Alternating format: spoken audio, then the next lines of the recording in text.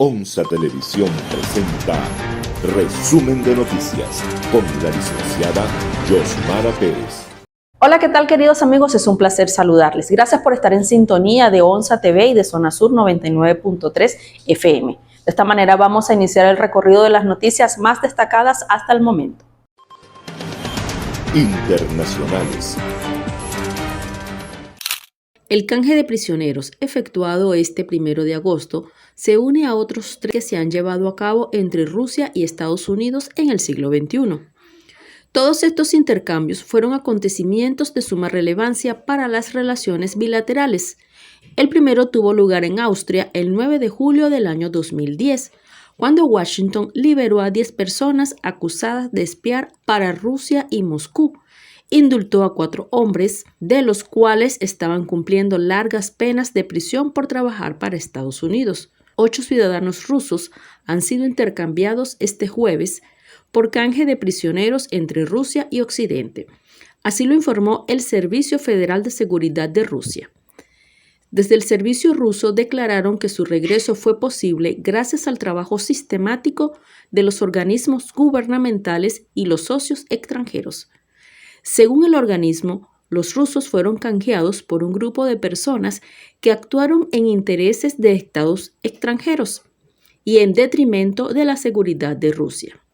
Se sabe que en el marco del canje, el periodista ruso-español Pablo González ha sido intercambiado por un periodista estadounidense y enviado a Rusia. El intercambio se realizó bajo la coordinación de la Organización Nacional de Inteligencia de Turquía. Fueron intercambiados 26 prisioneros de 7 países: Estados Unidos, Alemania, Polonia, Eslovenia, Noruega, Rusia y Bielorrusia. El Servicio Federal comunicó que 8 ciudadanos rusos fueron intercambiados y pronto regresarán a Rusia. La Organización Mundial de la Salud ha pedido a los investigadores y gobiernos ampliar la investigación de patógenos que podrían evolucionar y provocar futuras pandemias. Entre ellos, se ha mencionado a los causantes de enfermedades como la gripe, el COVID-19 o incluso la tuberculosis. Esta recomendación ha sido respaldada por la Coalición para Innovaciones en Preparación para Epidemias. Además, forma parte de un informe que la Organización Mundial ha presentado en la Cumbre Mundial de Preparación para Pandemias esta semana en Brasil. Según el informe elaborado por 200 científicos de más de 50 países, el enfoque de la investigación debe ampliarse con el fin de crear conocimientos y herramientas que puedan adaptarse rápidamente a las amenazas sanitarias emergentes. En esta misma línea, la Organización Mundial de la Salud ha propuesto utilizar patógenos prototipos, es decir, aquellos que ya se conocen, como guías para desarrollar conocimientos sobre familias enteras de ellos y explorarlas en la búsqueda de otros nuevos que puedan ser causantes de nueva pandemia. Estos patógenos, según han advertido, se encuentran principalmente en lugares del mundo de alta biodiversidad que están poco estudiados o monitoreados debido a que la comunidad científica de la zona no cuenta con la infraestructura o los recursos para ello. Para superar este obstáculo, la organización ha abogado por las investigaciones colaborativas y coordinadas a nivel mundial para prepararse ante posibles pandemias. Para facilitar esto, la Organización Mundial está involucrando a instituciones de investigación de todo el mundo con el fin de poner en marcha un consorcio colaborativo de investigación abierta para cada familia de patógenos, que permita conectar a investigadores, desarrolladores, financiadores y otros expertos en torno a este esfuerzo. El presidente de México, Andrés Manuel López Obrador, dijo que su gobierno difiere con la Organización de Estados Americanos por la actitud parcializada que ha adoptado ante las elecciones presidenciales de Venezuela. López Obrador expresó que este tipo de actitudes no son serias y no ayudan a buscar una solución al tema de Venezuela. El mandatario mexicano aseveró que los problemas que enfrenta Venezuela en la actualidad se deben en gran medida a la injerencia del extranjero, así como gobiernos y medios de comunicación. La información que Alicia Bárcena, la secretaria de Relaciones Exteriores, no va a participar en la reunión de la OEA. Y no vamos a participar porque no estamos de acuerdo con la actitud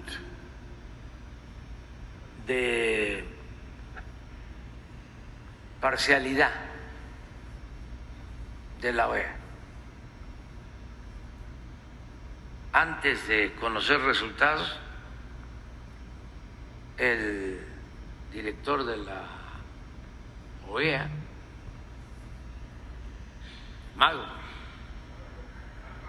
Almagro, ya había reconocido a uno de los candidatos sin pruebas de nada. Entonces, ¿para qué vamos a una reunión así? Eso no es serio, no es responsable, eso no ayuda a buscar una salida pacífica, democrática, a un conflicto de un país. Recordando que el Consejo Nacional Electoral de Venezuela proclamó el pasado 29 de julio como presidente electo a Nicolás Maduro para el sexenio del periodo 2025-2031, tras las elecciones llevadas a cabo el domingo 28 de julio. El gobierno argentino que encabeza el presidente Javier Milei autorizó incrementos en las tarifas de la energía eléctrica, el gas y los combustibles. La medida fue dispuesta por el Ministerio de Economía que dirige Luis Caputo y habilita subir 4% en las facturas de luz y gas, mientras que en el caso de la gasolina se esperan ajustes en torno al 2.5%. Los aumentos de los servicios públicos se suman al recientemente aplicado para el agua corriente en el área metropolitana de Buenos Aires, que implica un alza del 5,16% a partir de agosto. Con la quitada de los subsidios a las tarifas que decidió el gobierno de Milei en el mes de julio, el pago de la luz, el agua, el gas y el transporte representó el 15% de los ingresos de un hogar promedio de Argentina. Esto según un informe del Observatorio de Tarifas y Subsidios de la Universidad de Buenos Aires. En diciembre del año pasado, afrontar el costo de estos servicios representaba el 6,2% del salario. El dato evidencia el impacto que ha tenido los reiterados aumentos en la economía de las familias argentinas desde la llegada de la gestión de Milei. De acuerdo al informe del Instituto Nacional de Estadísticas y Censo, la división de mayor aumento en el mes fue la de la vivienda, agua, electricidad y gas y otros combustibles, representando un total del 14,3% debido a los incrementos en las tarifas de energía y en los alquileres. La delegación del gobierno colombiano en la Mesa del Diálogo por la Paz con el Ejército de Liberación Nacional respondió al llamado de las comunidades para prorrogar el cese al fuego bilateral acordado con la organización guerrillera que vence el próximo 3 de agosto. El objetivo del gobierno es reactivar la mesa de diálogos de paz con el ejército suspendida desde febrero de este año. A mediados de julio, la delegación gubernamental advirtió al ejército que se agotaba el tiempo para renovar el cese e instó a que el grupo guerrillero resolviera los desafíos de la transición pacífica con el fin de proteger a las regiones afectadas por el conflicto armado. En aquella oportunidad, la administración de Gustavo Petro puso en duda si el mando del Ejército de Liberación Nacional tiene o no un inequívoco propósito de llegar a la paz. Regionales. En rechazo contundente a la incitación al odio, actos de violencia física, psicológica y material en contra del pueblo yaracuyano, los parlamentarios del Consejo Legislativo en sesión ordinaria ratificaron la decisión de suspender de sus funciones al legislador Carlos Mendoza por incumplir las leyes nacionales electorales al generar zozobra en la población e instigar al miedo. La presidenta del Parlamento yaracuyano, Nelvis Galíndez, junto a la vicepresidenta Ángela Rangel, así como de Víctor Patrici, Ángel Gamarra, Shirley Romero, David Ocanto y Héctor Martínez, en plenaria fueron enfáticos en señalar que realizarán los procedimientos legales pertinentes en aras de solicitar el allanamiento de inmunidad parlamentaria al legislador. Los parlamentarios, de forma rotunda, repudiaron las acciones escenificadas por Mendoza al llamar a la población yaracuyana a desconocer al ente rector del proceso electoral el pasado domingo 28 de julio, instando a la población a hacer acto de presencia en los centros electorales para desestabilizar y generar caos y respetando así las normativas que regulan los procesos electorales. Deportes. El ecuatoriano Daniel Pintado devolvió a Ecuador al Olimpo de la marcha en los 20 kilómetros. Se trata de la primera medalla en los Juegos Olímpicos de París 2024 y el sexto metal en la historia del país sudamericano. Ecuador se coronó de nuevo en la marcha como en los tiempos de Jefferson Pérez. Daniel Pintado consiguió el oro olímpico este jueves en los 20 kilómetros. Pero sobre todo devuelve al país a la cima de la marcha, una disciplina donde había conseguido las 2 primeras medallas olímpicas de su historia, con Jefferson Pérez oro a los 20 kilómetros en Atlanta de 1996 y plata en Pekín en el 2008. Pintado, de 29 años, consigue así el mayor éxito de su carrera, un año después de haberse proclamado subcampeón mundial en los 35 kilómetros marcha.